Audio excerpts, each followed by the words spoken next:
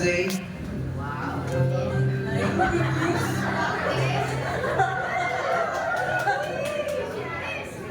I vow to always cherish the beautiful soul that you are. I promise to support and encourage your dream, to hold your hand and let challenge, and to celebrate every triumph by your side. You are the light that fills my heart, and I am forever grateful to call you my partner.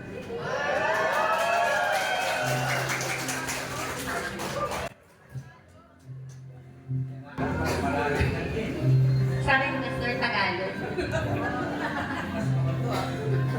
Ayan. Sa dami ng nangyari sa ating relasyon, Huwag kang iyak. sa wakas, andito na tayo ngayon. Pinatatag tayo ng panahon kasama ang Panginoon.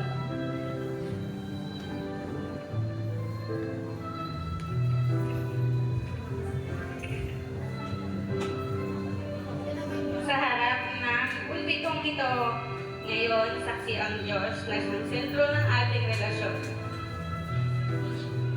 Tingin nga po tissue.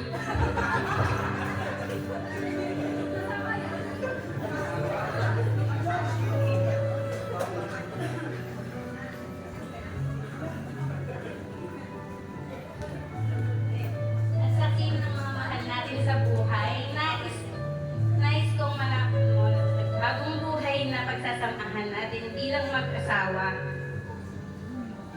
ay mananatili akong kaagapay mo sa hirap man o ginhawa. At isikapin kong mas maging maunawain, matibay at matatag sa lahat ng pagsubok na darating sa ating buhay. Gusto kong magpasalamat sa iyo mula umpisa hanggang ngayon.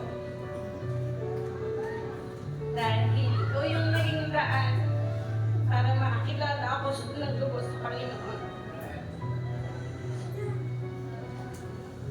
Na siyang naging dahilan kung nasaan tayo ngayon. Ako, si Vincent Vinsones, makanlalay, magiging tapat at mabuting asawa, baka mamahalin ka hanggang sa aking huling hininga.